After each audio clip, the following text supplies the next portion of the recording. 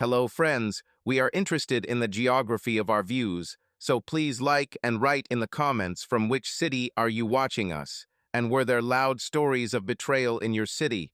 Perhaps the next story about betrayal will be from your city, and we start. Michael never liked to rummage through other people's things. This was not in his rules.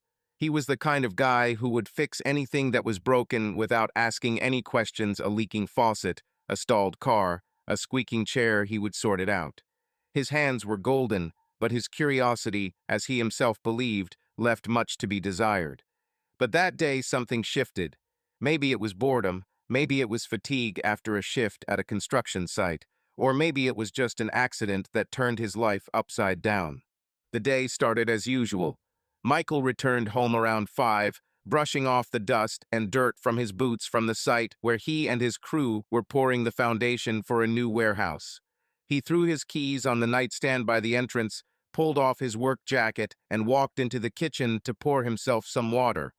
Emily had not yet returned. She was working at the local library, replacing someone part-time, despite being 7 months pregnant.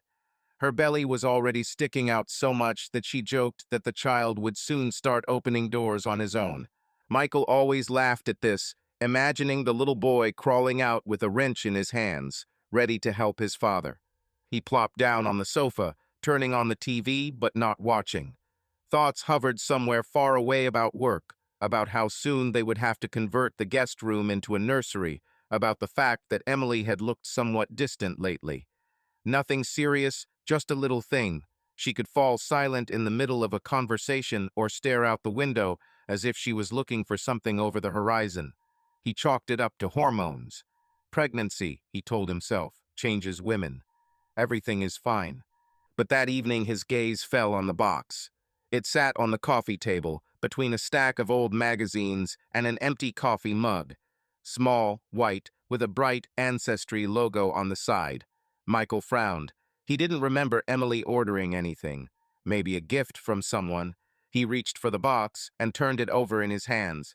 The package was opened. Inside there were instructions and a plastic container with a QR code on the lid. DNA test. Michael chuckled. Emily never said that she became interested in genealogy. Although, come to think of it, she had mentioned a couple of times that she would like to know more about her roots, Irish or Scottish. She herself was not sure. She probably decided to make it a surprise. He was about to put the box back, but something stopped him. The QR code stared at him like an eye demanding attention. Michael pulled the phone out of his jeans pocket, opened the camera, and pointed it at the code. The screen blinked, and the browser immediately took him to the Ancestry website.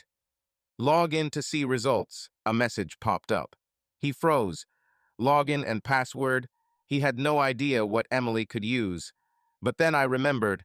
She always forgot her passwords, and one day she wrote them down on a sticky note, which she glued to the inside of a box of spoons.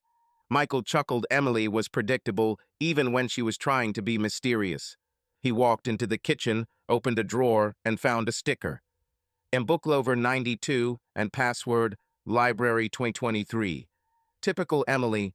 Returning to the sofa, he entered the data. The site thought for a second and then loaded the page. Welcome, Emily Grayson, said a sign in the corner. Michael clicked on the DNA results tab. At first he saw a bunch of graphs, percentages of European origin, a map with some green spots. He scrolled down, not really paying attention. But then my eye caught the line in bold. Family ties. There was only one name. The child is a 50% match. Michael blinked. Is this about their baby? He clicked the link and the page refreshed. Mother Emily Grayson, 50% match. Father 0% match. In small print at the bottom there is an explanation. Based on the sample provided, no paternal match was found in the database.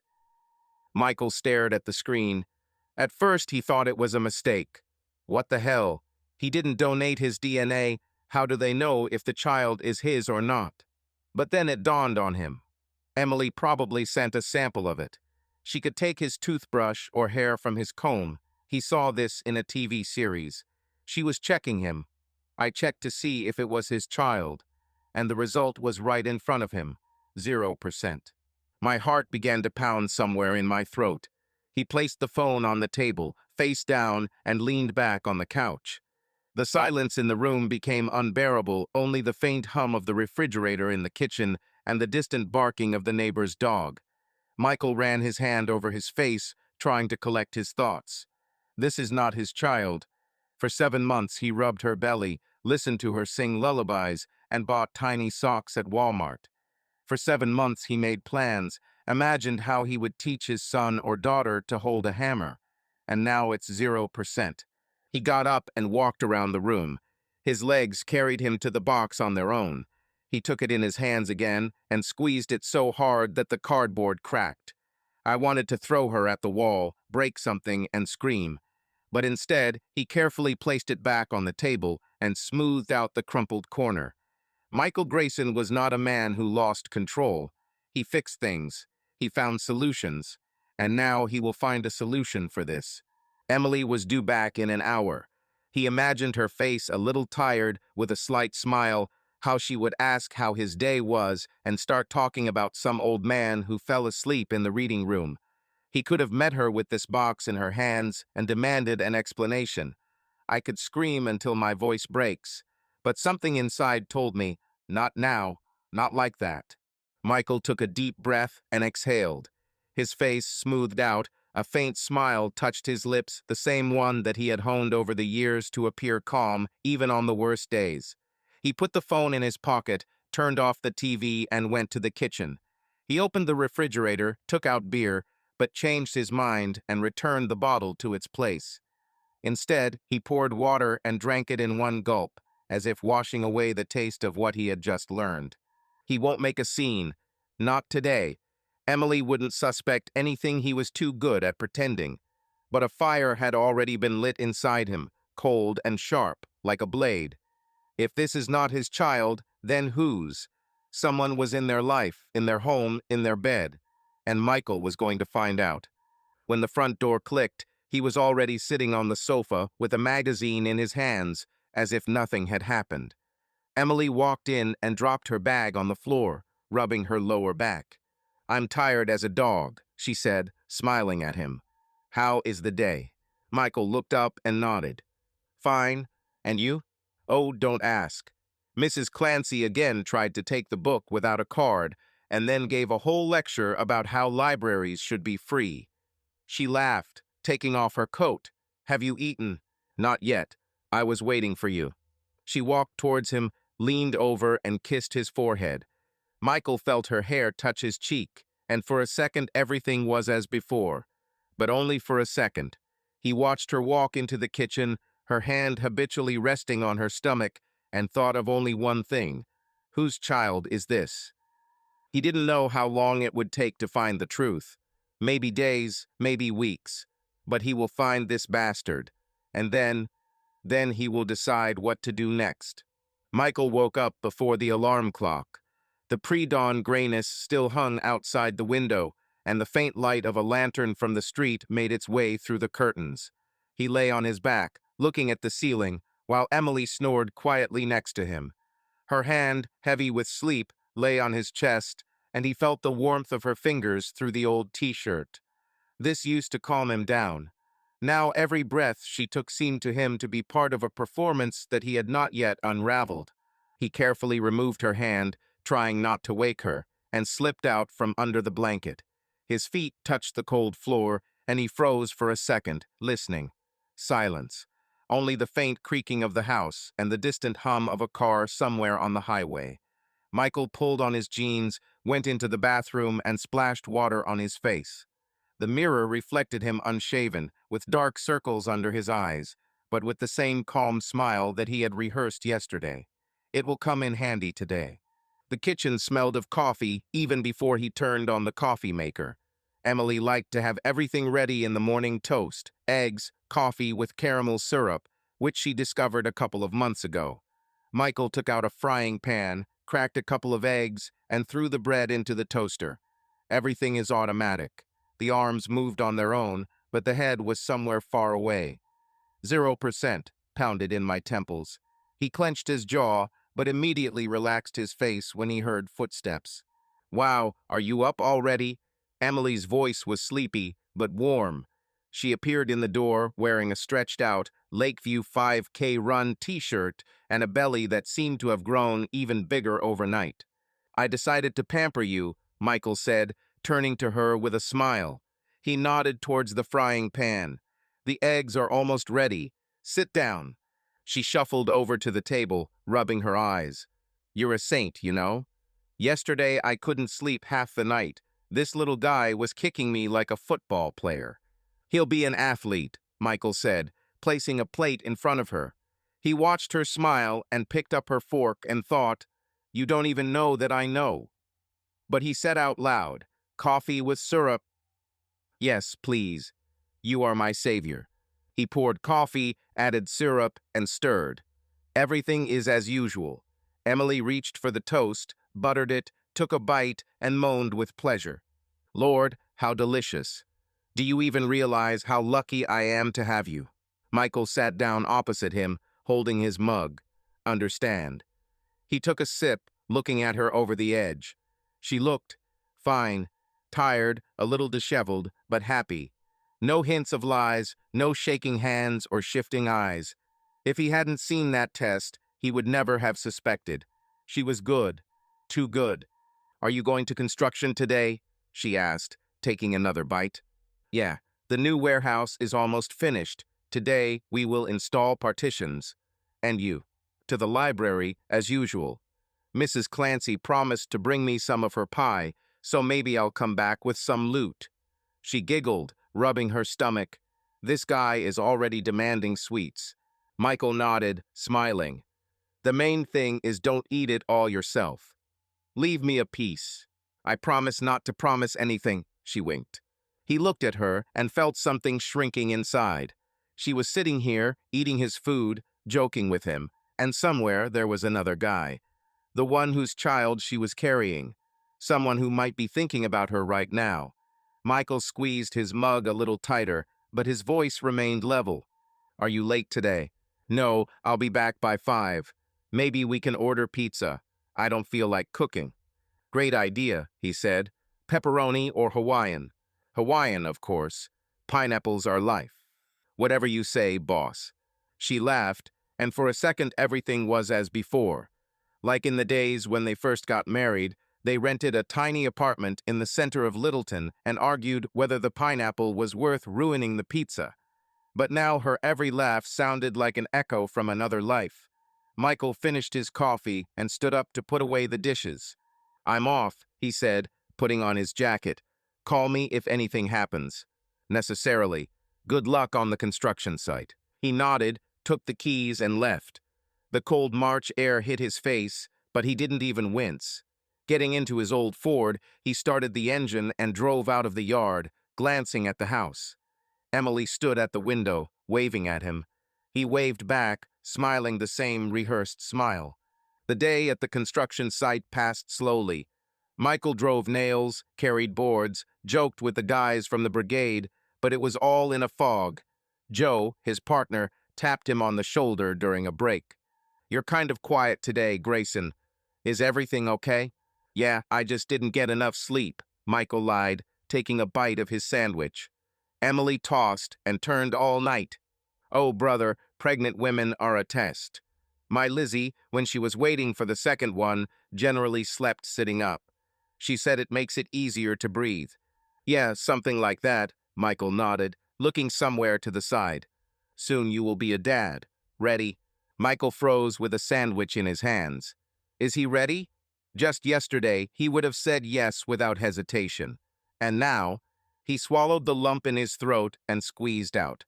Trying. Everything will work itself out, you know. Exactly. The main thing is to hold on. Joe patted him again and left to join the others. Michael remained seated, looking at the unfinished warehouse. Everything will work itself out. Funny, nothing will get better on its own. He must do it himself. In the evening, he returned home a little earlier than Emily. I ordered pizza as promised and placed the box on the table. When she walked in, she was holding a plastic container with a piece of pie in her hands. Mrs. Clancy did not disappoint, she said, placing the loot on the kitchen table. "It smells divine." "The pizza is already here," Michael answered, opening the box. "Hawaiian, just the way you like it. You're the best." She plopped down on a chair, rubbing her lower back. "It was a long day, but now I'm in heaven." They ate in silence for a while. Emily talked about the library, how some kids spilled juice on the shelf with comic books, how she spent half an hour scrubbing off sticky stains. Michael nodded, agreed, and even laughed in the right places. But inside he was empty. Her every gesture, every word, everything seemed false. She was sitting here, eating pineapples off her pizza, and he was thinking, "You don't even know that I know, or do you?" After dinner, she went to the shower, and he stayed to clear the table. The pizza box, the empty glasses, the piece of pie in the container, it all felt so ordinary, so right. But there was nothing right inside him anymore. He opened the trash can, threw out the cardboard, and then froze. At the bottom was a pregnancy test wrapper. Old, crumpled, but with a clear inscription, positive. He pulled it out and turned it over in his hands. That was 7 months ago. Then he was happy. And now, Emily came out of the shower in a robe with wet hair. "Why are you digging around there?" she shouted from the living room. "Yes, I'm taking out the trash," he answered, putting the wrapper back. "I'm coming." He walked towards her and sat down next to her on the sofa. She turned on some TV series and snuggled up to him, resting her head on his shoulder. "Thank you for today," she muttered. "You really are the best husband." "I'm trying," he said, hugging her with one arm. His voice was soft, but his eyes looked into emptiness. She fell asleep half an hour later, and he sat and listened to her breathing. Calm, even. It was as if nothing had happened, as if she wasn't carrying someone else's child. Michael carefully stood up, covered her with a blanket, and went into the bedroom. After closing the door, he took out his phone and opened the Ancestry website again. "Father is a 0% match." He stared at the words until the screen went dark. Then he decided, "Stop pretending everything is fine. He will find this bastard. He finds out who the father is. And even if this is the last thing he does, he will get to the bottom of the truth." Michael didn't sleep that night. He lay next to Emily, staring into the darkness as her breath filled the room. His thoughts were spinning like gears in an old machine that he couldn't fix. Who? When? How long? He looked through the faces of acquaintances, neighbors, colleagues from her work. But none of them came up. None seemed real. In the morning he got up, made coffee, kissed her forehead before leaving for the construction site, as if nothing had changed. But everything inside has already shifted. The day passed in the usual rhythm: nails, boards, sweaty backs of the crew. Joe joked again about his children, and Michael nodded, not getting into it. He was waiting for the evening. He needed access to something, anything. Emily's phone was password protected, and he didn't know the code. She had changed it a couple of months ago, saying the old one was too simple. But there was also a laptop, an old Dell they shared until they bought her a new iPhone. It stood in the bedroom, on the nightstand, and Michael prayed that she would not put a password on it. Emily left for the library at noon. She had a short shift, from 1 to 4. Michael asked to leave work early, citing a headache. Joe just chuckled. "Go, brother, rest while you can." Michael nodded, got into his Ford, and drove home. The house was quiet except for the ticking clock in the living room and the humming of the refrigerator. He threw his jacket on the sofa and went straight to the bedroom. The laptop lay where he had seen it that morning on the nightstand, next to her hand cream and an empty mug. Michael sat down on the bed and opened the lid. The screen blinked and no passwords, just a desktop screensaver from their trip to the lake last year, where the two of them smiled against the sunset. He exhaled. Luck. For now. He didn't know where to start. Browser, mail, social networks. Michael clicked on the Chrome icon. The story was revealed immediately. Emily didn't clean it. Apparently, she didn't think that anyone would dig around. He scrolled through. Websites with children's clothing, recipes for pregnant women, a couple of articles about childbirth. Nothing suspicious. Then he noticed the Gmail tab. It was open. Emily didn't log out of her account. Michael froze. It was too easy. He clicked on the mail and a box opened in front of him. Mostly spam discounts from Amazon, reminders from the library, some mailings about genealogy. He scrolled down, and then his eyes caught the name. Tyler. Email from 23andMe, automatic, with the subject line, coincidence of relatives. Michael opened it. Dear Emily, we have found a potential relative in our database. Tyler Brooks, 25% match. Probably a cousin or distant relative. Contact him through our platform. Then there was a standard text about subscriptions and other services. Tyler Brooks. Michael frowned. He didn't know any Tyler. Emily had never mentioned cousins, especially ones with that name. Maybe this is really a relative. But something told him that not. He opened an email search and typed in Tyler. Another letter popped up, old, almost a year ago. From the same Tyler Brooks. Topic: Greetings from the past. Long time no see. Came across your profile on Ancestry. Didn't think you'd sign up there too. How are you? Still in Littleton? Let me know if you have time to chat. Ty. Michael read the letter twice. M. She hated being called that. She said it sounded like a dog's name. But she didn't seem to mind here. He checked the sender, a regular Gmail address, nothing special. There was no response from Emily in the mail, but that didn't mean anything. She could write via phone or instant messenger. He closed his email and opened the Google Drive folder. Emily loved to save photos there from work, from walks, from their rare forays out of town. Michael scrolled through the thumbnails until he came across a folder. He clicked and a bunch of pictures opened in front of him. Emily on a picnic with her friends. Emily is in the library with some books. Emily with her belly already big, smiling in the mirror. And then a photo that made his blood run cold. Man, about 30 years old, maybe a little more. Tall, with short dark hair and light stubble. He stood next to Emily, putting his arm around her shoulders. They were in some cafe. Michael recognized the Dottie's Diner sign in the background. It was in the next town, 20 miles from Littleton. Emily smiled, but not like she did at home. It was a different smile, bright, a little nervous. The man looked at her, and there was something personal in his gaze. Too personal. Michael enlarged the photo. The caption in the cloud read, with T, in March. March. 4 months ago.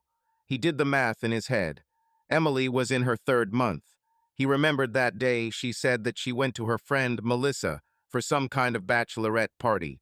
But Melissa wasn't in that photo. Only this Tyler. He opened a couple more pictures from the same folder. Another photo with him. They were sitting in the car. Emily took a selfie. Tyler laughed and showed his middle finger to the camera. Michael clenched his teeth. Who is this bastard? He looked like a guy who knows he can get away with anything. Confident, relaxed. Not like Michael, with his calluses on his hands and eternal fatigue in his shoulders. He returned to the mail, but found nothing new. Then he remembered about instant messengers. Emily used WhatsApp. The icon was right on her desktop. He opened the application. It was also not password protected. The list of chats loaded instantly. Michael scrolled through the names Melissa, Mom, a couple of colleagues from the library, and then T. Just a letter, no name. He opened the chat. The messages started in January, innocently at first. Emily, hey, is it you from Ancestry? Tyler, right? T. Yeah, that one. Glad you wrote. How are you? Emily, fine. I was surprised that we are relatives. Where are you now? T. In Columbus, but I'm in your area. Maybe we can cross paths sometime. Michael scrolled further. A couple of weeks later, the tone changed. Emily, it was cool to meet you. I didn't think you were so easygoing. T. You're fine too. I didn't expect Littleton to hide people like you. Emily, ha, flattered. Just don't tell anyone, okay? T. Grave. When again? By March, the messages became shorter, but closer. T. I'll be in town on Friday. Shall we go to Dottie's? Emily, Okay, but not for long. Michael thinks I'm at Melissa's. T. Your husband is a lucky guy. Don't worry, I'm fast. Michael felt the heat rise to his face. He scrolled further. April. Emily, the test has arrived. It's yours. T. Seriously? Are you sure? Emily, yes. DNA doesn't lie. What should I do? T. Nothing yet. Sit quietly. Does he suspect? Emily, no, sort of. I was afraid that Michael would suspect something, but it's business as usual. T. Okay, keep me posted. The last message was a week ago. Emily, he has become strange. He looks at me somehow wrong. T. Do you think he knows? Emily, I'm not sure. Maybe paranoia, but I'll be more careful. Michael put down his laptop. His hands shook, but he clenched them into fists. This is not an accident. This is not a mistake. She knew. She knew everything from the very beginning. And this Tyler is not just a cousin. He was here, in their lives, in her body. Damn, in his child. He got up and walked around the room. The clock showed 3:40. Emily will be back in 20 minutes. He closed the laptop, returned it to its place, and wiped his palms on his jeans. My heart was pounding, but my face remained calm. He should have played on, until he finds out everything. Because now he understood. This is not just betrayal, it was a whole web, and he just started to pull the thread. Michael sat on the couch, staring at the blank TV screen. Emily returned home at 4, as usual, with a smile and another story about the library. He listened, nodded, and even joked about her superpower of finding adventures out of the blue. She didn't notice anything, or she pretended not to notice. After dinner, she went to bed early, citing fatigue, and he was left alone in the living room with a mug of cold coffee and thoughts that haunted him. The laptop was still in the bedroom, but he didn't want to risk Emily waking up. Instead, he took her phone, which she had left on the charger by the sofa. He didn't know the code, but tried the standard 11234. It didn't work. Then he entered the date of their wedding 0519. The screen unlocked. Michael chuckled. She didn't change it for 2 years. It was almost touching, if not for everything else. He opened the gallery. Photos flashed before her eyes, their trip to the lake, her belly in the 5th month, some cat on the porch of the library. He flipped through until he came across the folder, August. 7 months ago. Michael froze. This was the same month when it all started. He opened the folder. The first photo is Emily with her friends. Melissa, Kate, Sarah are familiar faces. They were standing in front of some bar, holding cocktails with umbrellas. Emily was wearing a black dress that hugged her still flat stomach, and she was smiling so widely that her eyes turned into slits. Caption: Kate's bachelorette party, Vegas, baby. Michael remembered that weekend. Emily said she was going with the girls to Las Vegas for Kate's bachelorette party, who was getting married to some lawyer from Columbus. He didn't mind he let her go with a light heart, even gave her money for an extra cocktail, as he joked then. She returned 2 days later, happy, with a bunch of stories about casinos and strippers they supposedly met by chance in a bar. He laughed listening to her. Fool. He scrolled further. More photos: girls by the pool, Emily with a huge glass of margarita, Sarah in a stupid hat with feathers.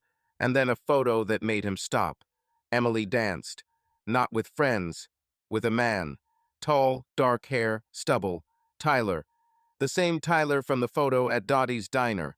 He held her by the waist, and she laughed, throwing her head back. The light from the bar's neon signs reflected in her eyes, making them almost unreal. Michael enlarged the photo. In the background was a sign. The Pink Flamingo Lounge. Vegas. His fingers clenched the phone until his knuckles turned white. He closed his eyes, and the memory brought up the picture, like a still from an old movie. 7 months ago, August, Littleton, Ohio. Michael was sitting on the couch, flipping through the channels, when Emily burst into the living room with a bag slung over her shoulder. Her hair was pulled back into a messy bun, and she was holding her phone, showing him a photo of Kate in her bridal dress. "Look how beautiful she is," she said, plopping down next to him. "That's it, I'm leaving tomorrow morning. Melissa will pick me up at 6, so don't expect me for breakfast." "Vegas, you mean?" Michael smiled, putting down the remote control. "Be careful not to lose our house at roulette." "Ha, I promised to stop for a couple of cocktails," she winked. "This is a bachelorette party. Everything is according to the rules. We drink, we dance, we laugh like idiots. No guys, just us." "Yeah, I believe it," he chuckled. "Just don't call me at 3 in the morning asking me to buy you out of the casino. You offend." She poked him in the side with her elbow and then pressed closer. "You're the best, you know. Thank you for letting me have fun." "Come on, have fun. Just show me the photos later. I want to see how you rock out there." "Necessarily." She kissed him on the cheek and ran to collect her things. The next day she left. Michael spent the weekend alone, fixing his neighbor's old lawnmower, watching football, and drinking beer in the backyard. She called on Saturday evening, her voice slightly hoarse from laughter. "Michael, you won't believe this. We just won $100 playing the slot machines," she shouted into the phone. "Kate is shocked and says that I am her mascot." "Well done, Talisman," he laughed. "How is Vegas?" "Bright, loud, crazy. We're in some bar with a flamingo on the sign. There are such cocktails that I don't think I'll get up tomorrow." "The main thing is to stay away from the strippers," he teased. "Oh, come on, they're all sweaty and covered in glitter," she giggled. "Okay, I ran. Melissa is asking me to dance. Love you. And I you. Good luck there." She hung up, and he smiled, imagining her dancing with her friends to stupid pop music. It seemed cute at the time. Now he saw something else. Michael opened his eyes. The phone was still in his hands. The screen was glowing. He returned to the photo. Tyler. That bastard was there in Vegas the night Emily supposedly danced with her friends. It wasn't a bachelorette party. Or there was, but not only. Michael flipped through a few more pictures. Another one, Tyler and Emily at the bar. He holds a beer, she laughs, touching his shoulder. And yet the two of them against the backdrop of a neon sign, hugging like a couple on a date. He turned off the phone and put it back on charge. His heart was pounding, but he forced himself to breathe evenly. 7 months ago. August. She returned home on Sunday, slightly hungover but happy. She said she was tired, but it was worth it. And a couple of weeks later, she announced that she was pregnant. Michael then almost burst into tears of joy. I counted the weeks, rejoicing that everything coincided with their plans. But now he thought differently. 7 months. This was not his child. It was Tyler's baby. He got up, went to the kitchen, and poured water. His hands were shaking, but he clutched the glass tighter. Tyler was there, in Vegas, at that bachelorette party, and most likely that's where it all happened. Michael remembered her WhatsApp messages.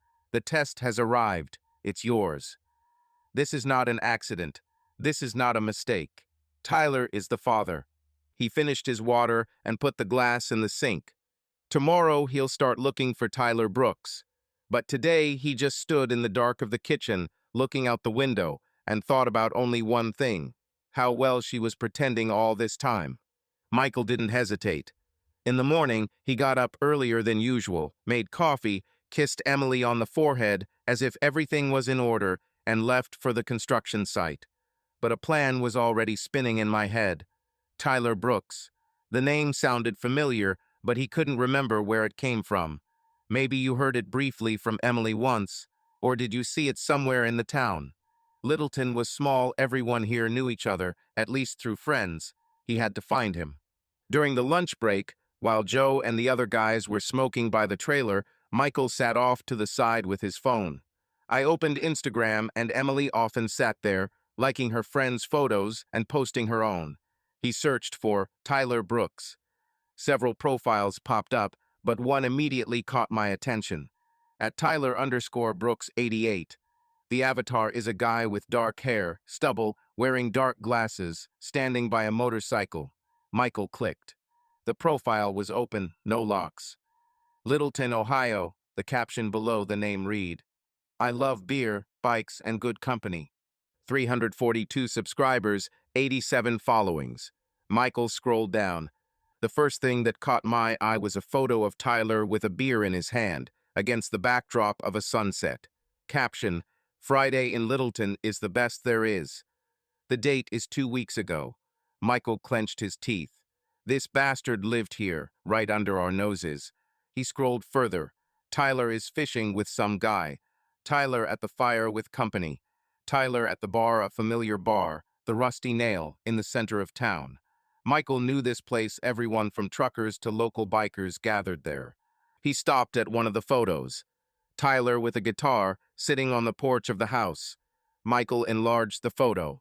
The house was familiar old, with peeling paint on the corner of Maple Street. He passed by hundreds of times. So Tyler didn't just visit Littleton.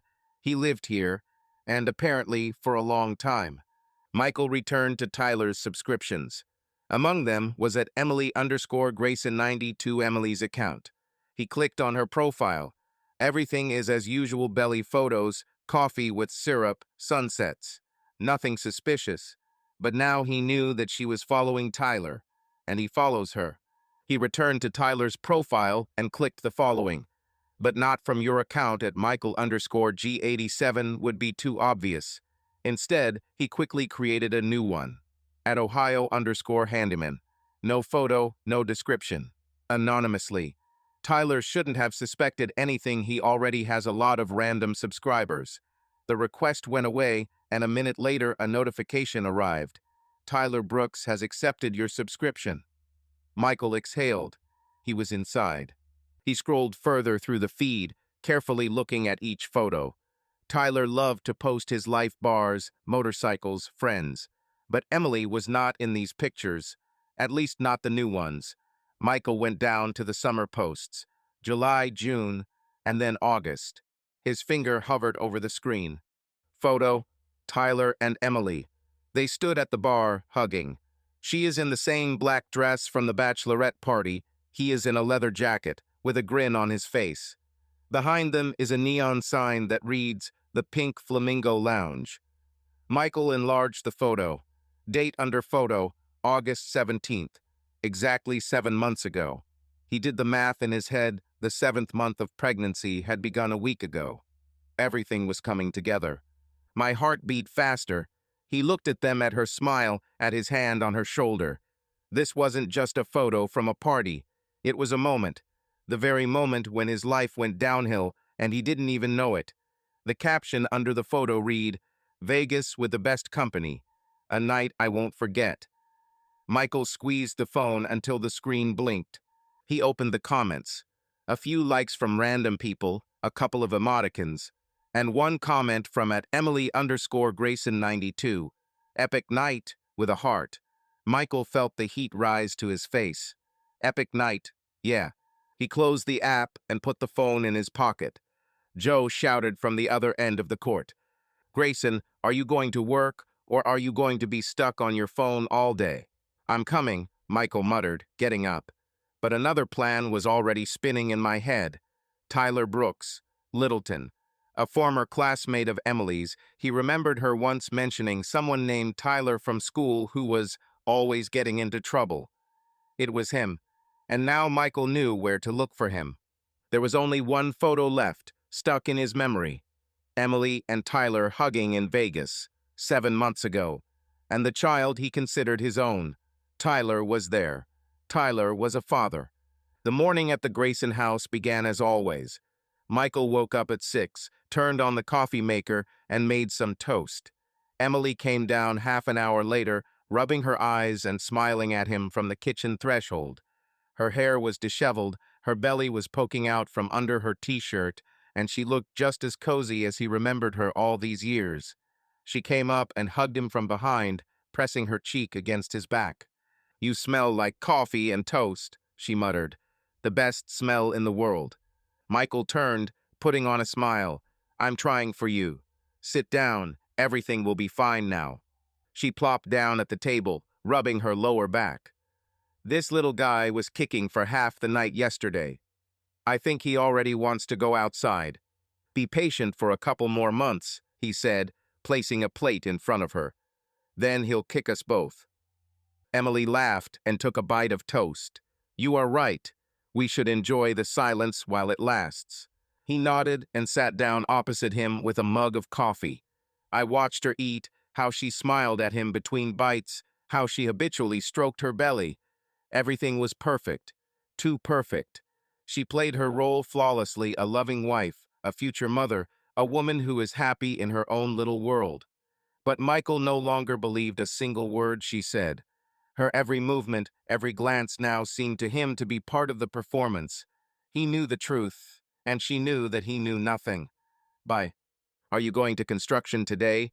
She asked, finishing her coffee. Yeah. We are finishing the partitions. And you? To the library, but not for long. About 3 hours, probably.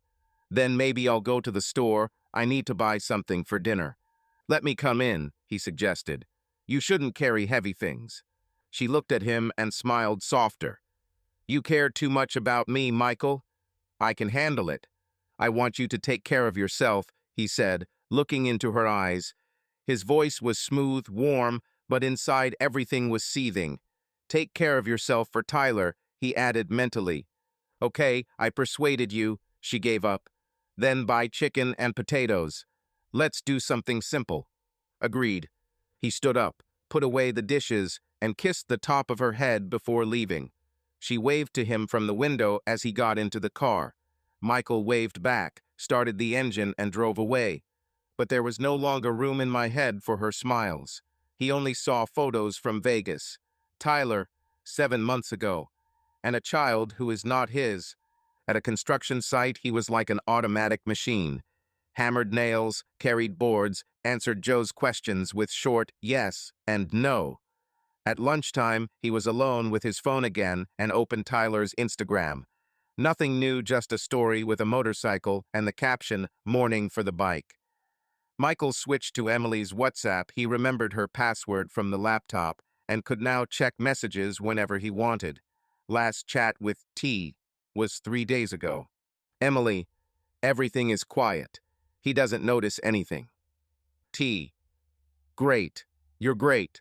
See you soon. Emily, I don't know. We need to be more careful. He's at home almost all the time. T, we'll find a way. You know I won't give up. Michael clutched the phone. See you soon. So they are still dating.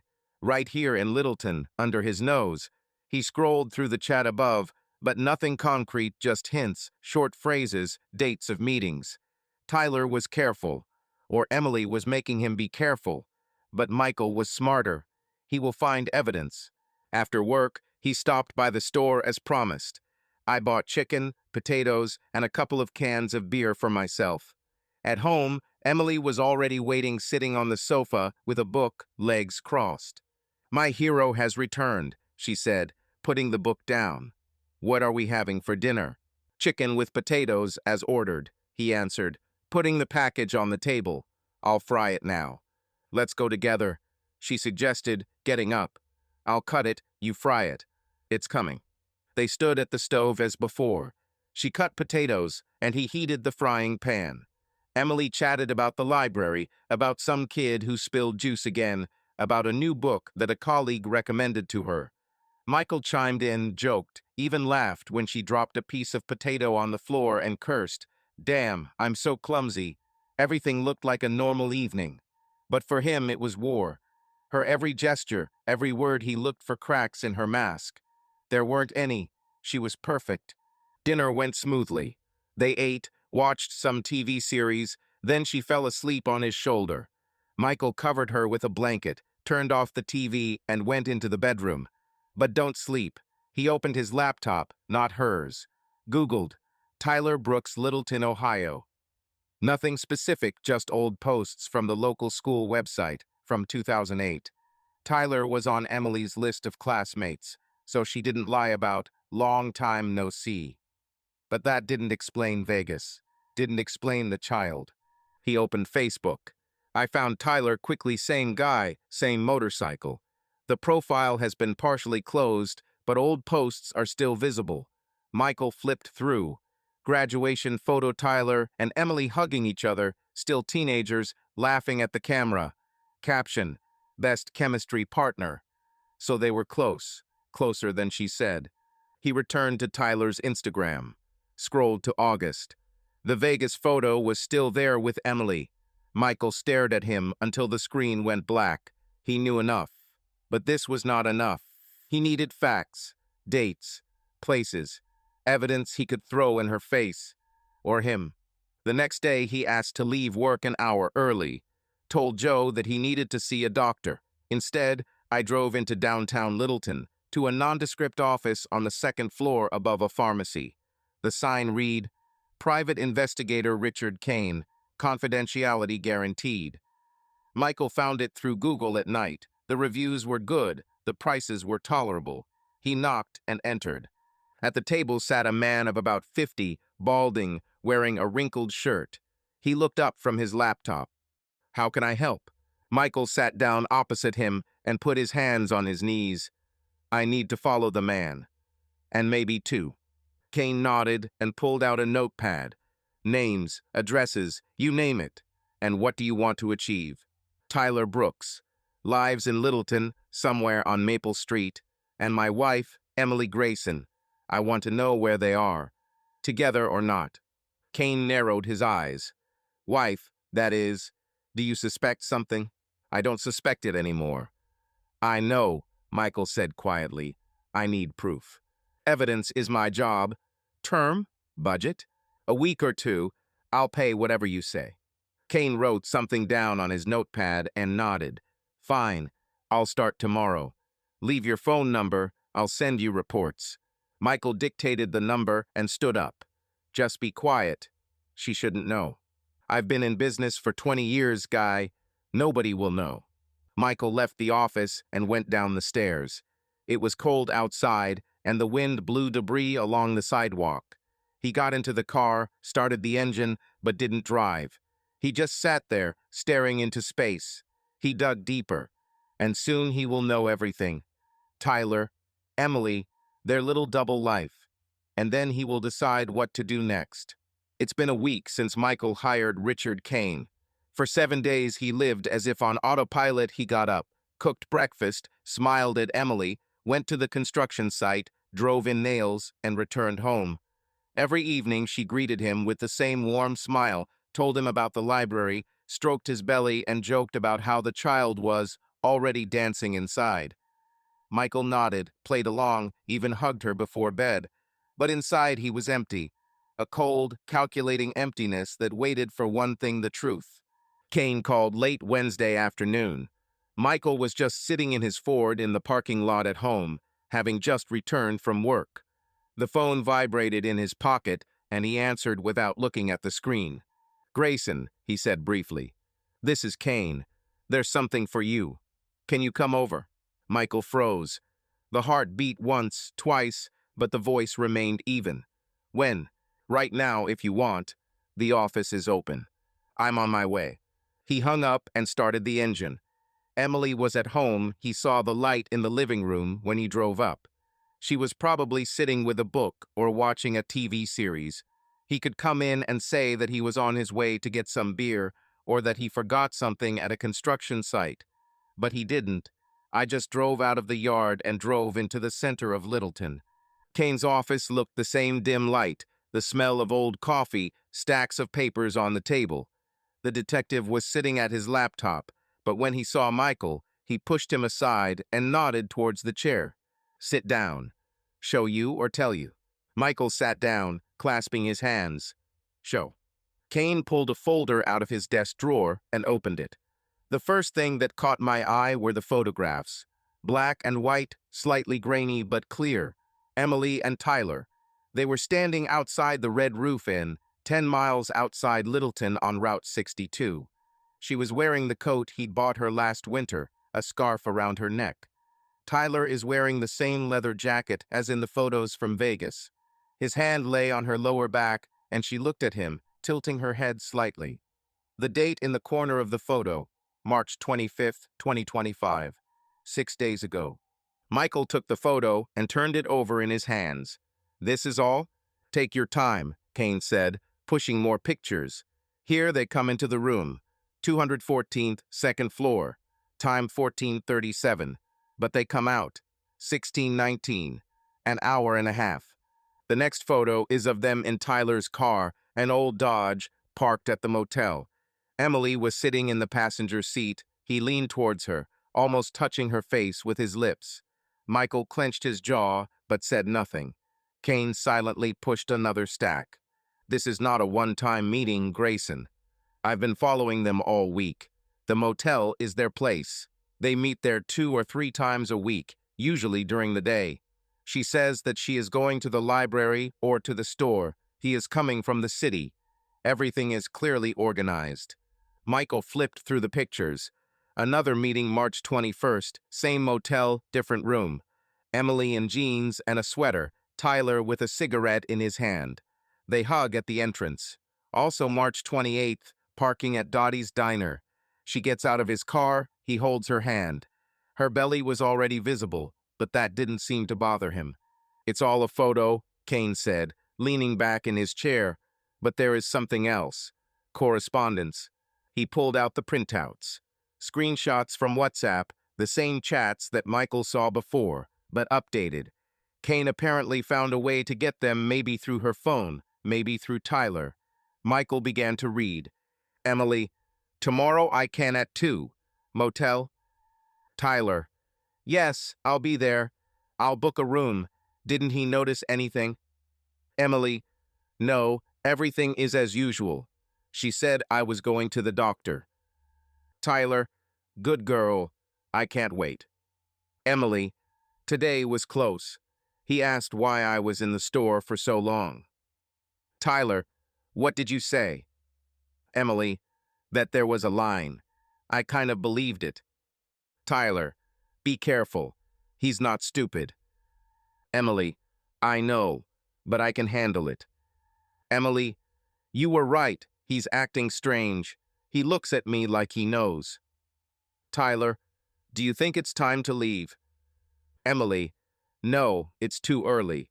We have to wait until the baby is born." Tyler, "Okay, you're in charge. I'm with you." Michael put the sheets aside. My hands didn't shake, but everything inside was burning. They dated the whole time. 7 months. From that bachelorette party in Vegas until now. While he was stroking her belly, while he was buying baby clothes, while he was making plans, she went to the motel with Tyler. Every time she said, "I'm at the library," or "I'll stop by Melissa's," she was with him. "There are calls too," Kane added, pushing another printout. "She calls him from another number. Prepaid, bought it somewhere in Columbus. Hidden calls, usually 5 to 10 minutes long. The last one was yesterday at 15:42.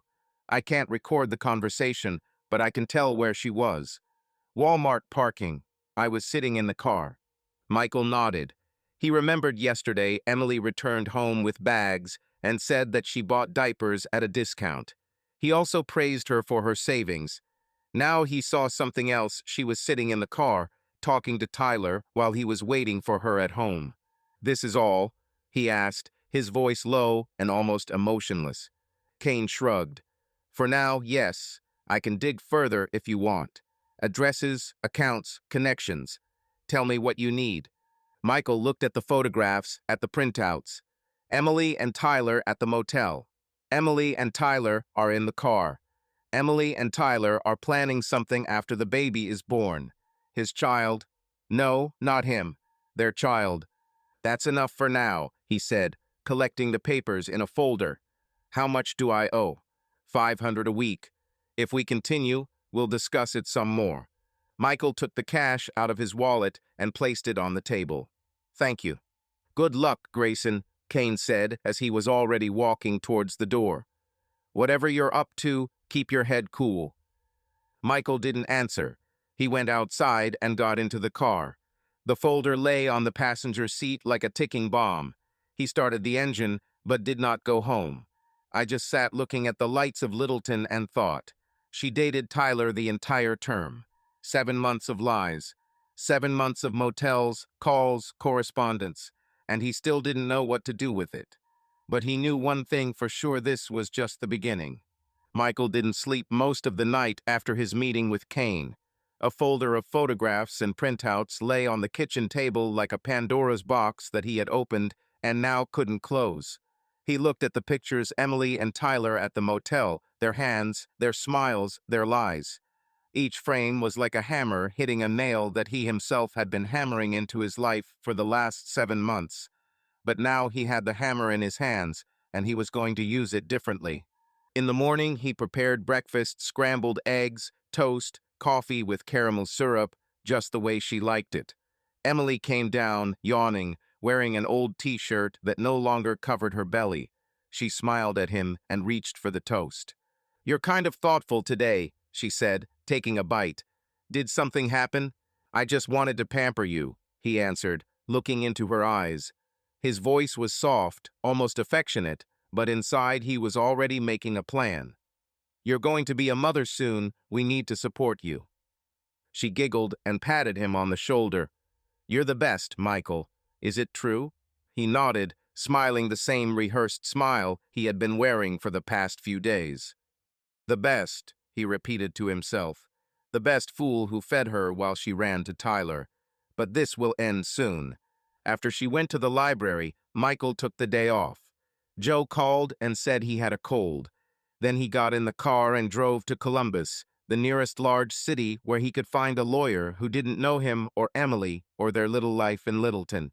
He chose the firm based on reviews on Google: James R.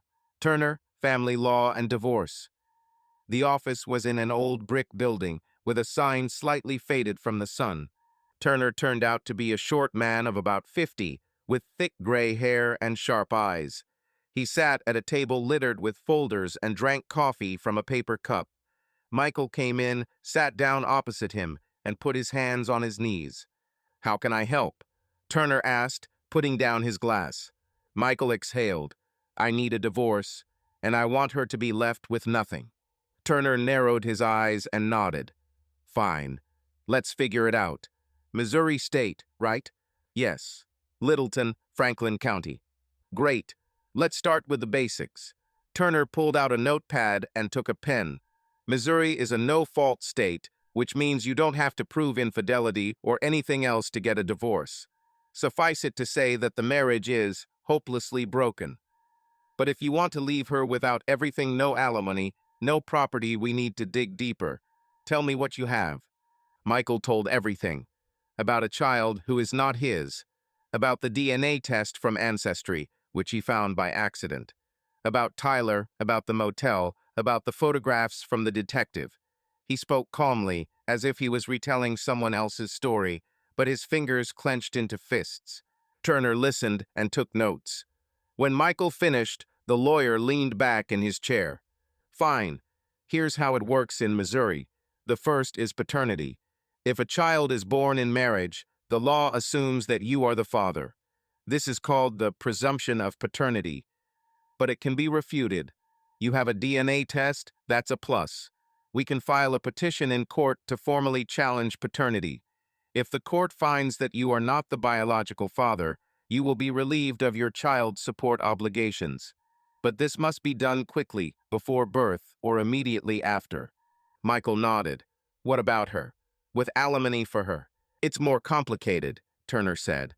"In Missouri, alimony, or spousal maintenance, is not automatic. The court looks at her needs and your ability to pay. If she works, earns money, and you prove that she cheated, this does not directly cancel alimony, but it may influence the judge's decision.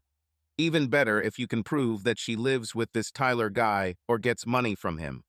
Cohabitation or financial support from another man is a reason to stop alimony after a divorce. But this requires evidence. I have a photo. Correspondence. The detective can give more." "Great. This is our leverage. Now the property. Missouri divides everything according to the principle of equitable distribution. Not necessarily 50-50ths, but as the court decides. If you can prove that she was spending family money on this guy, for example, on trips, motels, we can convince the judge to give you more. but you need to be clean. No debt, no spending on the side. Everything should be transparent on your part. Michael nodded again. I'm clean. I earned everything we have. Then we have a chance. Turner tapped his pen on the notepad. We can file for divorce secretly. You are not required to notify her until the papers are ready. I will prepare a petition to challenge paternity, collect evidence on her infidelities and finances. If we play it right, she'll come out of this empty-handed, but it will take time. And money. How many? 5 to 7,000, if there are no surprises. More if she hires a lawyer and fights. Michael pursed his lips. This was almost half of his savings. But he nodded. Do it. Turner extended his hand. Then let's begin. Sign the contract, and I'll take care of it tomorrow. Michael signed, shook the lawyer's hand, and went outside. The cold wind hit his face, but he did not feel it. A plan was spinning in my head. Divorce is just the beginning. He didn't just want to leave her without everything. He wanted her to understand that she had lost, that her lie, her theater, her happy family life collapsed. He wanted to finish her off mentally, to crush her so that she would never raise her head again. And only then will he submit the papers. Let him suffer first. He got into the car, started the engine, and drove home, knowing that the first act of revenge had already begun. The baby shower was Emily's friend Melissa's idea. She announced this a month ago, when Emily's belly became very noticeable, and since then she hasn't stopped talking, calling, planning, ordering decorations. Michael didn't mind. He went to Columbus to buy balloons and bought a cake with the inscription, "Welcome, little one," at a local bakery. All this time he smiled, joked, and played the role of a caring husband. Emily didn't notice anything. Nobody noticed, and it was perfect. The party was scheduled for Saturday at their small house in Littleton. By noon, the yard was already decorated with blue and pink balloons. Emily decided not to find out the sex of the baby in advance, so that there would be a surprise. The table was laden with food sandwiches, muffins, lemonade, a bowl of fruit punch, which Melissa proudly called her secret recipe. There were about 15 guests, Emily's friends, a couple of neighbors, colleagues from the library. Everyone laughed, chatted, stroked her belly, and asked how she was feeling. Michael stood to the side, a can of beer in his hand, and watched. His face was calm, but his eyes were cold. Emily beamed. She walked around the yard in a white dress that emphasized her rounded form, with a flower wreath on her head, a gift from Sarah, another friend. She accepted congratulations, hugged everyone, laughed at stupid jokes about diapers and sleepless nights. Michael looked at her and thought, "You don't even know what I prepared." Gifts began to be opened closer to 3. Emily sat down on a chair in the middle of the courtyard. Guests gathered around her. Melissa brought boxes one after another, booties from Mrs. Clancy, a rattle from Sarah, a selection of children's books from a colleague at the library. Emily screamed with delight, showed each item to the crowd, and thanked her. Michael was waiting. His gift was the last. He decided so himself. When it was his turn, he stepped forward with a small white box in his hands. It was tied with a blue ribbon neatly, as he knew how years of working with his hands had taught him how to tie knots perfectly. The guests made a noise. Someone shouted, "Come on, Michael, show me what's there." Emily looked at him and smiled. "You know you didn't have to buy anything," she said softly. "You already do everything for us." "This is special," he replied, holding out the box. His voice was warm, but something sharp like a blade flashed in his eyes. "Open it." She took the box and pulled the ribbon. The guests fell silent, waiting. Michael stood nearby, arms crossed, watching. She lifted the lid and looked inside. At first her face did not change, the same smile, the same sparkle in her eyes. And then she froze. Inside was a folded piece of paper. Emily pulled it out and unfolded it. It was a printout from the Ancestry website. The same DNA test that he found among her things.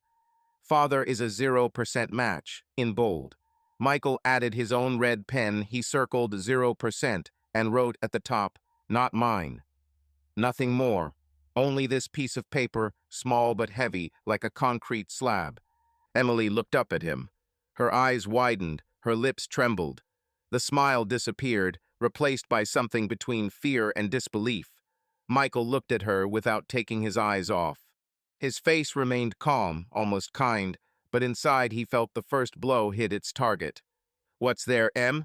"Show me," Melissa shouted, leaning closer. Emily quickly folded the paper, put it back in the box, and slammed the lid shut. Her hands shook, but she forced a smile. "This is personal. From Michael. I'll show you later." The guests laughed, and someone joked about love notes. Michael nodded and played along. "Exactly. A secret for both of us." But Emily didn't laugh.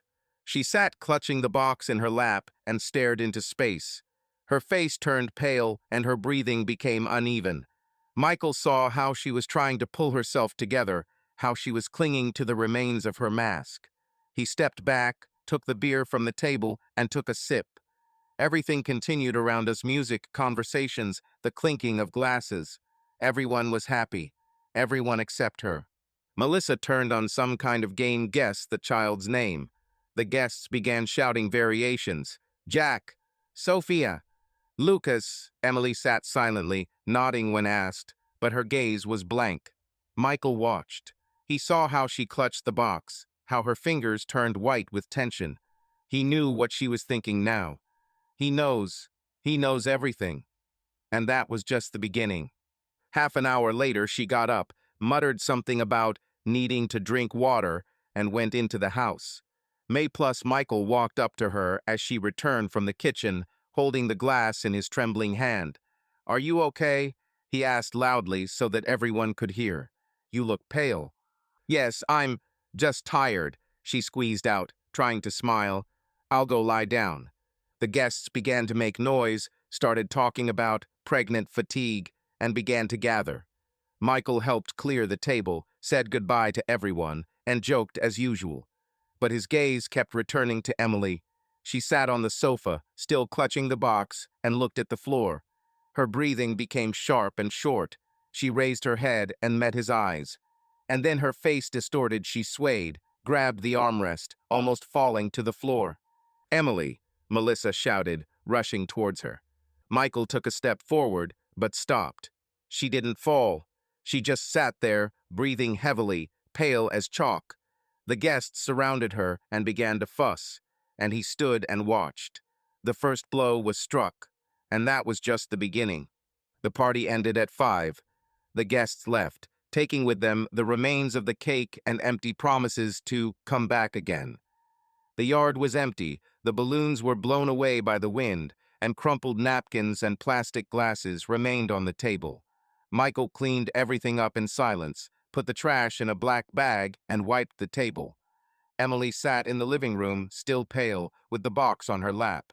She hasn't moved since she almost lost consciousness. Melissa offered to stay, but Emily refused, squeezing out a weak smile. "It's okay, I'm just tired." Melissa was the last to leave, giving Michael a look of concern. He nodded at her as if nothing had happened. When the door closed behind her, the house fell silent. Only the faint hum of the refrigerator and the creaking of the floorboards under Michael's feet disturbed it. He finished cleaning, washed his hands, and dried them with a towel. Then he walked into the living room and sat down in the chair opposite Emily. Between them was a coffee table, the same one where he first found the box with the DNA test. Now there was another box on it. His gift. Her nightmare. Emily looked up. Her eyes were red, and there were shadows underneath them. She clutched the box until her fingers turned white. Michael looked at her without saying a word. His face was calm, almost serene, but there was a cold fire in his eyes, one she had never seen before. The silence stretched on, pressing like a concrete slab. She was the first to break down. "Michael," her voice trembled and broke into a whisper. "What was that?" He didn't answer. "I was just watching." His silence was heavier than any words. Emily swallowed and placed the box on the table as if it were burning her hands. "This is a joke, right?" She tried to smile, but her lips trembled. Were you just joking at a party?" Michael tilted his head slightly, but did not open his mouth. His gaze pierced through her like an X-ray, looking for every lie, every secret. Emily shifted on the couch and clasped her hands. "Say something," she managed. "Please." He slowly stood up, walked over to the table, and took the box. He opened it and pulled out the paper with the DNA test. He unfolded it and showed it to her. Father 0% match, circled in red with his inscription, "Not mine." Then he carefully folded the sheet, put it back, and closed the lid. He did all this silently, with measured precision, as if he were repairing a broken mechanism. Emily looked at him, her breathing becoming faster, sharper. "Michael, I." She stood up, stepped towards him, but stopped when she met his gaze. "It's not what you think.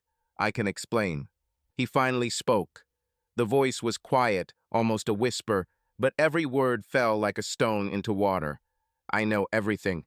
Emily froze. Her eyes widened, her mouth opened slightly, but no sound came out. She stood as if paralyzed, and he looked down at her, not moving. 3 words. 3 little words that turned her world upside down, just like the DNA test turned his upside down. But he didn't shout, didn't threaten, didn't demand. He just watched, and that was enough. "Please," she finally squeezed out, her voice trembling like a string ready to snap. "Don't tell anyone. I beg you." Michael raised his eyebrows slightly, but remained silent again. He turned, walked to the kitchen, and poured himself some water. Emily followed him, her steps uneven, like those of someone just learning to walk. She stopped in the doorway, clutching the frame. "Michael, listen," she began, her voice becoming higher, more desperate. It, it was a long time ago. Once. I didn't want it to happen like this. I didn't know that this would happen." He took a sip of water and put the glass on the table. He turned to her. His eyes were blank, like a turned-off TV screen. Emily stepped closer, extended her hand, but did not dare touch him. "I love you," she said, and tears flowed down her cheeks. "You have to believe me. It's all a mistake. I didn't mean to hurt you." Michael looked at her for another second, then leaned closer until his lips were almost touching her ear, and he whispered again, "I know everything." Emily recoiled as if he had hit her. She put her hand to her mouth, suppressing a sob. Her knees buckled, and she sank into the chair, covering her face with her hands. Michael stood over her, motionless as a statue. He did not console her, did not shout, did not leave. I just stood there and watched her fall apart. From that moment on, everything changed. Emily was no longer the confident, smiling woman who played her role flawlessly. Now she lived in fear. Every morning she woke up warily, looking at him, waiting for the next blow. He cooked her breakfast, asked how she was doing, even helped her carry bags from the store. Everything was the same as before. But his silence became her prison. He didn't talk about the test, didn't mention Tyler, didn't ask any questions. He just watched. And in every glance she saw the same coldness, the same threat. She became twitchy. She spilled coffee, dropped forks, and flinched when he entered the room. One night he found her in the living room, sitting in the dark with her phone in her hands, and quickly hid it when he turned on the light. "Can't sleep?" he asked, his voice even almost caring. "Yes, I was just thinking," she muttered, avoiding his eyes. He nodded and walked past, but noticed how her hands were shaking. She was afraid. I was afraid that he would tell someone: Melissa, her mom, the neighbors. She was afraid that he would file for divorce and leave her alone with a child whom he did not recognize. I was afraid that he knew more than he was saying. And he knew. He knew about the motel, about the correspondence, about the calls. He knew about Tyler, and he held this knowledge like a weapon that he had not yet taken out of its sheath. During the day, she tried to pretend, smiled when Melissa called, joked with colleagues in the library. But at home, under his gaze, the mask cracked. She stopped singing lullabies to the child, stopped stroking her belly with the same tenderness. Her movements became sharp, her voice became strained. One day she asked, looking at her dinner plate, "You won't tell, will you? No one?" Michael cut off a piece of chicken and brought it to his lips. I looked at her, and again he remained silent. Emily dropped her fork and covered her face with her hands. He finished his dinner and cleared away the dishes, leaving her alone at the table. Every day was like this. He didn't shout, didn't threaten out loud, didn't make a scene. But his silence, his coldness, his whisper, "I know everything," became her nightmare. She lived in anticipation of what he would do next, and he knew that this was just the beginning. He could file for divorce right now, crush her in court, leave her with nothing. But no, at first he wanted her to break. Fully, morally, and only then will he finish the game. The last month of Emily's pregnancy began with rain. A gray sky hung over Littleton, filling the streets with a cold drizzle. It was warm in the Grayson house. Michael turned on the heater, made tea, even put her favorite lavender-scented candles on the windowsill. From the outside, everything looked perfect. A caring husband, a cozy home, an expectant mother on the threshold of a new life. But inside this house was a minefield, and Emily knew where each mine was. She just didn't know when they would explode. Michael became even more attentive. He brought her pillows when she was sitting on the sofa, asked if her back hurt, and offered a foot massage. His every action was precise, almost theatrical. He cooked dinner simple dishes like baked chicken or soup, but always with her favorite spices. I cleaned up the dishes while she was resting, and even bought vitamins at the pharmacy that the doctor recommended. Emily accepted this with a forced smile, thanked him in a trembling voice, but her eyes gave everything away. She was expecting a catch, and he was in every glance. One evening, a week before his expected due date, Michael brought home a box. An ordinary cardboard one with the logo of some stationery store. Emily was sitting on the sofa, covered with a blanket, with a cup of tea in her hands. She looked up as he placed the box on the coffee table. "What is this?" she asked, trying to sound calm, but her fingers squeezed the cup a little tighter. "I thought it was time to start," he said, opening the box. Inside were a scrapbooking album, a pack of colored paper, glue, scissors, and a couple of old photographs. Photo album for the baby, so that he has something to show when he grows up. Emily exhaled and smiled weakly. "Good idea. Well done." "Let's do it together," he suggested, sitting down next to her. His voice was soft, but there was something in it that sent shivers down her spine. "You love this." She nodded and put the cup on the table. "Okay, where do we start?"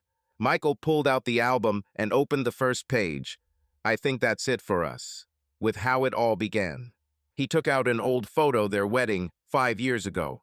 Emily is in a white dress. He is in a suit that he had to rent. They laughed, holding hands, against the backdrop of the sunset by the lake. Michael pasted the photo and signed it at the bottom in neat handwriting. Michael and Emily, May 19th, 2020. She watched him work, and her face relaxed a little. Maybe this was his way of making peace. Maybe he decided to forget. But then he pulled out another photo. Their trip to the lake 2 years ago. Emily in a swimsuit, Michael with a fishing rod, both smiling. He pasted it on the next page and signed it. Summer 2023. Better days. Emily nodded and added, "I remember how you caught that huge fish. We then roasted it for half the night." "Exactly," he said, smiling. But the smile did not reach my eyes. He continued, "Photo after photo is their life, piece by piece." Emily began to help cutting paper, gluing colored frames. Her movements were constrained, but she tried. And then Michael pulled a photo from another stack. Emily and Tyler. Vegas, the Pink Flamingo Lounge, August 2024. She is in a black dress. He hugs her waist. Michael held the photo in his hands, as if admiring it. Emily froze. The teaspoon she was holding fell onto the table with a quiet thud. "What? What is this?" she squeezed out, her voice breaking. "I think that's worth adding to," he said calmly, as if he were discussing the weather. "An important point, isn't it?" He pasted the photo into the album, right next to their wedding photo. I took a pen and wrote, "Emily and Tyler, August 17th, 2024. The beginning of something new." Emily looked at him, her eyes widened, her breathing becoming ragged. She grabbed his hand, but he gently but firmly pulled it away. "Michael, what are you doing?" she whispered, her voice trembling. "Why is this?" "For the baby," he answered without looking at her, "so that he knows where he came from." He pulled out another photo, the red roof in March 2025. Emily and Tyler at the entrance to the room. Michael pasted it onto the next page and signed it. March 2025. Family secrets. Emily jumped up from the sofa, the blanket falling to the floor. Her hands were shaking, she pressed them to her chest. "Stop it," she said, almost shouting. "Michael, stop this now." He looked up. His eyes were cold, empty. "Why? It's true. You yourself said that a child needs a story. This is not for him." She stepped towards the table and tried to snatch the album from his hands, but he pushed it aside. "You're crazy. Why are you doing this?" Michael stood up and looked down at her. "I know everything, Emily. All." She stumbled back, her knees buckling, and she sank back onto the couch. Tears flowed down her cheeks, but she did not wipe them away. "Please," she whispered. "No need. Don't do this." He took the album and opened it to a page with photos from Vegas. Showed it to her. "It's you, right? And he, Tyler, father." Emily covered her face with her hands, her shoulders shaking. "I didn't want to. I didn't know it would happen like this." "I knew," he interrupted quietly but firmly. "You knew from the very beginning." And she did it anyway. Motel. Calls. Lie. 7 months, Emily. She sobbed and looked at him through her tears. "What do you want? Destroy me? Is this your revenge?" Michael didn't answer. I simply closed the album and put it on the table. Then he sat back, took the scissors, and began to cut out another frame from colored paper. Emily looked at him, her breathing uneven, panicked. She jumped up, grabbed the album, and threw it into the corner of the room. The pages crumpled and a couple of photos fell to the floor. "Enough," she screamed. "Enough, Michael. I can't do this anymore." He looked up and slowly stood up. He approached her and leaned so close that she felt his breath. And he whispered, "This is just the beginning." Emily stumbled back and fell onto the sofa, gasping for breath. Her hands trembled, her eyes ran around the room like those of a hunted animal. She was panicking. His every step, every glance was now a threat. He returned to the table, picked up the album, and carefully smoothed out the pages. Then he continued gluing as if nothing had happened. Since that evening, she has lived on the edge. Every morning she woke up with her heart pounding, expecting another beat. He brought her tea, asked how she slept, but his voice was empty. She saw the album on the shelf in the living room. It lay there like a time bomb. She was afraid to touch it, afraid to open it, afraid to even look in that direction. Her movements became abrupt. She dropped things, spilled water, and shuddered at every sound.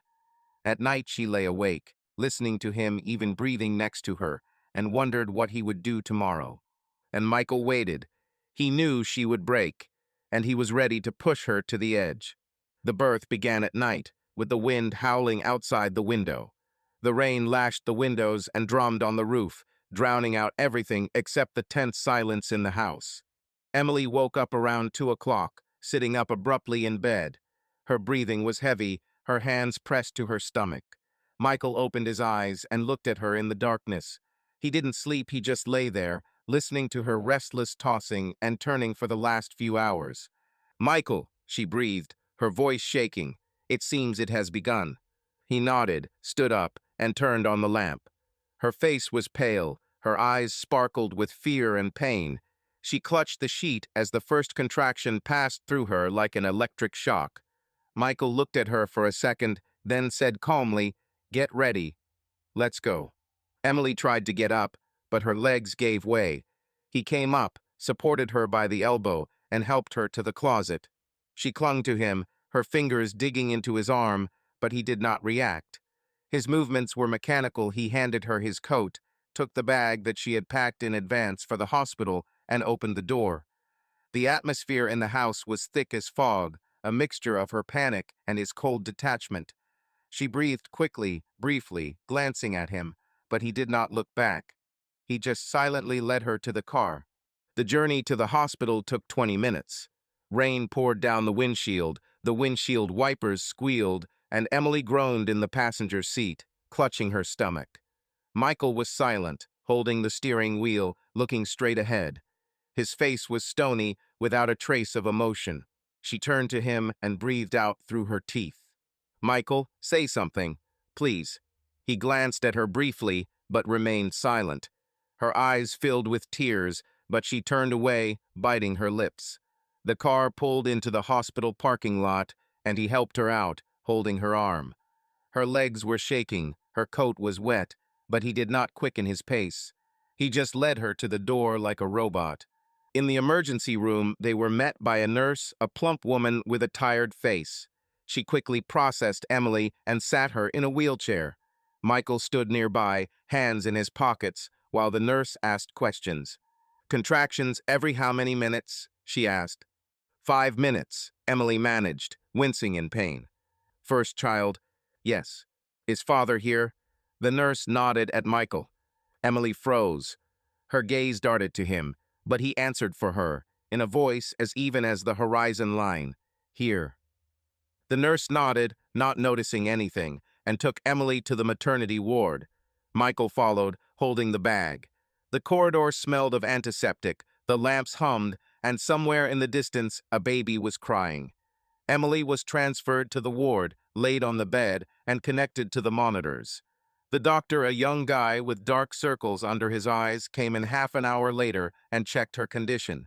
"The dilation is already 6 centimeters, he said. "We'll start soon. Are you ready?" Emily nodded, but her eyes were fixed on Michael. He stood against the wall, arms crossed, looking at the floor. The doctor glanced at him, but didn't say anything and went to get the midwife. The contractions came one after another. Emily moaned and squeezed the bed rails. She extended her hand to Michael, her voice breaking. "Please stay with me." He came up and took her hand. His fingers were cold, his grip weak, almost formal. She squeezed his hand, but he did not reciprocate. He just stood there, looking down at her. There was no fear, no pity, no love in his eyes, only emptiness. Emily sobbed, turned away, but did not let go of his hand. She feared his silence more than the pain. The birth lasted 4 hours. By 6 in the morning, Emily was screaming, sweat streaming down her face, her hair stuck to her forehead. The midwife encouraged her. "Push a little more." Michael stood nearby, motionless as a statue. His presence was heavy, oppressive. Emily glanced at him between contractions, but he didn't react. I just looked at her, at the monitors, at the bustle of doctors. He was dead inside. Everything he felt before joy, anticipation, hope has long since evaporated. All that remained was cold clarity. This was not his child. Finally, at 6:32 am, a scream was heard. The child was born. The midwife picked him up, a small, red body covered with mucus. Emily exhaled and leaned back against the pillows, her chest heaving. The doctor smiled and cut the umbilical cord. "Boy," he said, "healthy. Congratulations." Emily smiled weakly and held out her hands. The midwife wrapped the baby in a blanket and placed it on her chest. Michael stepped closer and looked. The boy was tiny, with wet dark hair and a wrinkled face. Emily stroked him, whispering something through her tears, and then the child opened his eyes. The eyes were brown, dark brown, almost black, like coffee without milk. Michael froze. His eyes are blue, light, like his mother's. Emily's are green. He looked at the child, at those dark eyes, and everything became completely clear. Even without a DNA test, even without words. This is not his son. Tyler. Those eyes were from Tyler. Emily looked up at him, her smile faltering. She saw his face empty, motionless, but with something new in his eyes. Not anger, not pain, but icy awareness. She squeezed the child tighter, as if protecting him from this look. Michael stepped back against the wall. The midwife said something. The doctor checked the monitors, but he didn't hear. He saw only those eyes, someone else's eyes. Emily whispered, "Michael, say something." He looked at her, at the child. His lips moved, but his voice was barely audible. "Congratulations." She sobbed and turned away, hugging the boy to her. Michael stood looking at them and felt like the last thread connecting him with this family was broken. The atmosphere in the room was unbearable, her tears, the child's cry, his silence. The discharge from the hospital was quiet. Emily returned home 3 days later with her baby in her arms, wrapped in the blue blanket Melissa had given her at her baby shower. Michael met her at the door, helped her carry her bag, and opened the car door so she could take the boy out of the car seat. He did all this silently, with the same cold precision as in recent weeks. Emily glanced at him briefly, but didn't say anything. Her face was pale, there were dark circles under her eyes, and her hands trembled as she clutched the child to her chest. She looked exhausted not only from the birth, but also from the fear that had settled in her since that evening with the album. Everything was ready at home. Michael assembled the crib in advance and placed it in the guest room, which they planned to make into a nursery. He bought diapers, bottles, even a small nightlight with a projection of stars, everything she asked for before giving birth. Emily walked in, looked at it, and her lips twitched into a faint smile. "Thank you," she said quietly, putting the boy into bed. You did everything." Michael nodded, standing in the doorway. "I tried." She turned to him, her eyes full of weariness and something else, hope, perhaps, that he would soften, that this child, this house, this illusion of family could still hold him. But his gaze was empty, as always. He walked past her into the kitchen and poured himself some water. Emily stayed in the room, whispering something to the baby as he fell asleep. The next 2 days passed in strange silence. Emily fussed with the baby, fed him, changed diapers, rocked him when he cried. Michael was nearby, but as if invisible. He brought her tea, asked if she needed to buy anything, even took the boy in his arms once when she asked for 5 minutes in the shower. But he didn't look at him, didn't smile. He simply held it as one would hold someone else's thing and returned it to her when she came out. Emily tried to talk to him about the weather, about the first time the baby smiled, about anything. He answered briefly, without emotion, "Yes, okay, got it." Her voice became quieter, her movements more and more nervous. She knew something was wrong, but was afraid to ask. On the third day, he began to pack his things. It was a gray morning, with a slight fog outside the window. Emily was sitting in the living room, feeding her baby, when she heard footsteps on the second floor. She raised her head and listened. The cabinet opened and closed, something rustled. Her heart began to pound. She carefully placed the boy in the crib and went upstairs. Michael stood in their bedroom by an open suitcase. He folded his clothes, jeans, t-shirts, a work jacket. Everything is neat, as he is used to. His boots lay on the bed. Next to him was a bag of tools. Emily froze in the doorway, her breathing ragged. "What are you doing?" she asked, her voice thin as a thread. He didn't turn around. "Going to." "Where?" She stepped closer, her hands clenched into fists. "Michael, where are you going?" He put another t-shirt in the suitcase, closed it, and zipped it shut.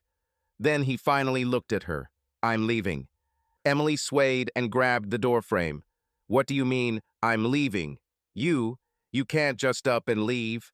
We're having a baby, Michael. We are family." He stood motionless, looking down at her. His face was stony, but something sharp, like a blade, flashed in his eyes. "This is not my child, and you know it." She opened her mouth, but the words stuck. Tears flowed down her cheeks. She stepped towards him and extended her hand. "Please, Michael, don't do this. I know I was wrong, but we can make things right. For his sake, for our sake." "We are gone," he said quietly but firmly, "and it hasn't been for the last 7 months." Emily sobbed, fell to her knees in front of him, and grabbed his hand. "I beg you, don't go. I can't do it alone. Forgive me, Michael, forgive me for everything." He looked at her tears, at her trembling shoulders, at her despair, and I didn't feel anything. No pity, no anger, no love, only emptiness. He gently but decisively released his hand, took the suitcase, and walked past her. She remained sitting on the floor, covering her face with her hands, her sobs echoing in the empty room. Michael went downstairs and placed his suitcase by the door. Then he returned to the kitchen and opened the table drawer. There were documents there, a marriage certificate, insurance, papers for the house. He pulled them out and put them on the table. Nearby are the keys to the car they shared. He left everything to her. House, car, bills. Let her figure it out herself. But that was not all. He took an envelope from the inside pocket of his jacket. Thick, white, without inscriptions. I placed it on top of the documents. Emily came down a few minutes later, her steps uneven, holding on to the railing. The child began to cry in the living room, but she did not go to him. She stopped at the table, looking at the papers, at the keys, at the envelope. Her eyes were red and her face was swollen from crying. "What is this?" she whispered, pointing to the envelope. Michael looked at her one last time. "Open it when I leave." She shook her head and stepped towards him. "Michael, don't. We can talk. It's still possible." "Goodbye, Emily," he interrupted, took his suitcase and left. The door closed behind him with a quiet click.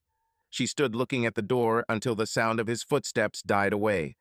Then she slowly walked up to the table and took the envelope with trembling hands. She opened it. Inside was a whole stack of papers and photographs. The first is a DNA test, the same one with 0%. Next are pictures from the detective, Emily and Tyler in the motel, in the car at Dottie's diner. Messages from WhatsApp, printed in large font. "The test has arrived. This is yours. See you soon."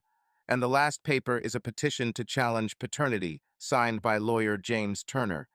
The date is a week ago. Emily fell into a chair, papers spilling out onto the floor. She covered her mouth with her hand, suppressing a scream. The child cried louder, but she did not move. Her gaze was frozen on a photo from Vegas, her and Tyler, smiling, happy. And next to it are car keys and house documents. He left her everything, and nothing. He left, taking with him her illusions, her lies, her life. Michael got into an old pickup truck that he had borrowed from Joe for a couple of days. I started the engine and drove out of the yard. The rain stopped and the sky began to brighten. He didn't look back. Ahead was Columbus, a new apartment, a new life, and behind him are only the ashes of what he once considered home. 2 days after Michael left, the silence in Emily's house was broken by a knock on the door. She sat on the sofa, holding the child in her arms, staring at the blank TV screen. The boy was sleeping, his tiny fists clenching in his sleep, and she didn't even notice his breathing. Her thoughts were elsewhere in the moment when Michael closed the door behind him, leaving her with an envelope full of her own lies. She hasn't slept since then, hasn't eaten, just drank water and fed the baby like an automatic machine. The knock made her flinch and spill some milk from the bottle onto the blanket.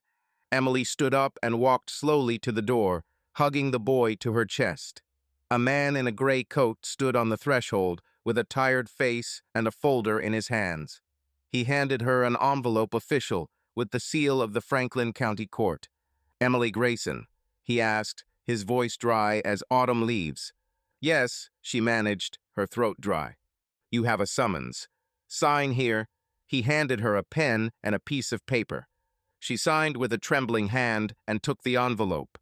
The man nodded and left, disappearing into the morning fog.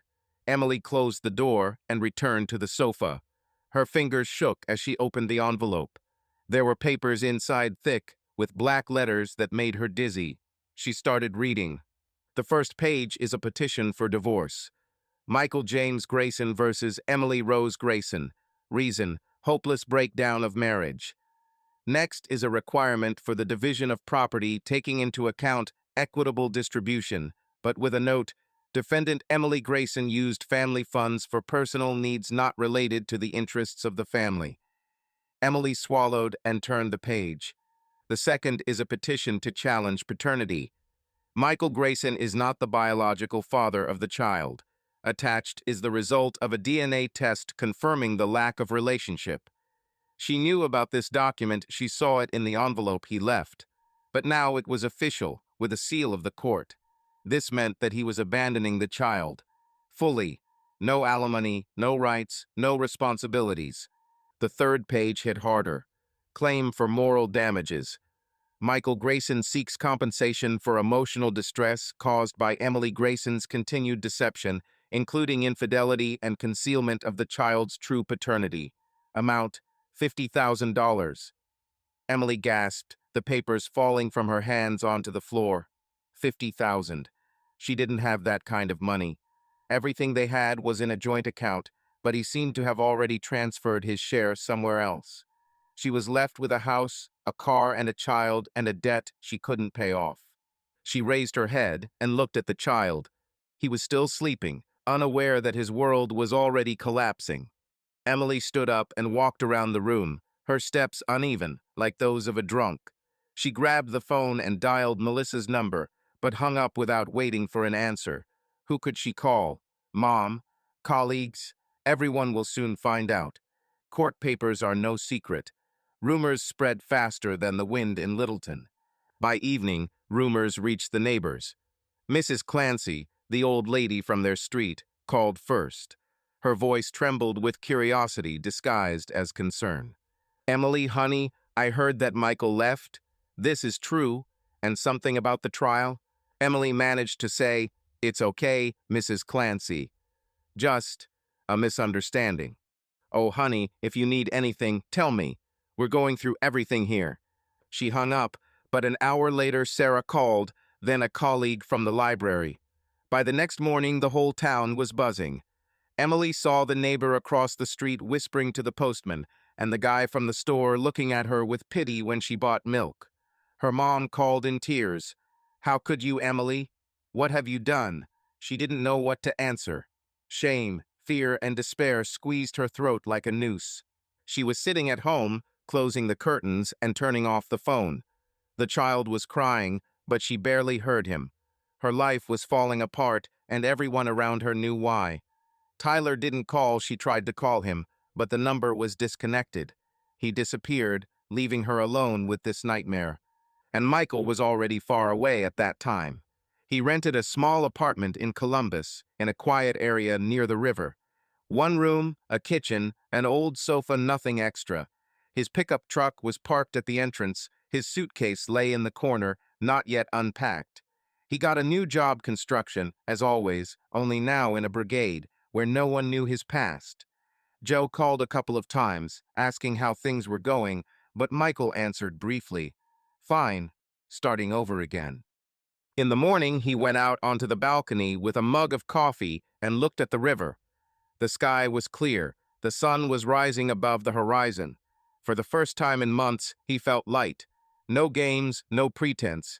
He left Emily everything: the house, the car, the child, her lies, and he took his freedom. The court papers were the final blow. He knew they would crush her. Not with money, but with shame. Littleton does not forgive such scandals. He finished his coffee and returned to the room. There was a photograph on the table, an old one from their wedding. He took it, turned it over in his hands, then tore it in half and threw it in the trash. A new life began here, and her life is there in Littleton, in the ruins that she herself built. Subscribe to our channel so that your love doesn't cheat on you, and go ahead and listen to the next story, because this story is nothing compared to the next one. If you're under 18, don't even think, click to the next one.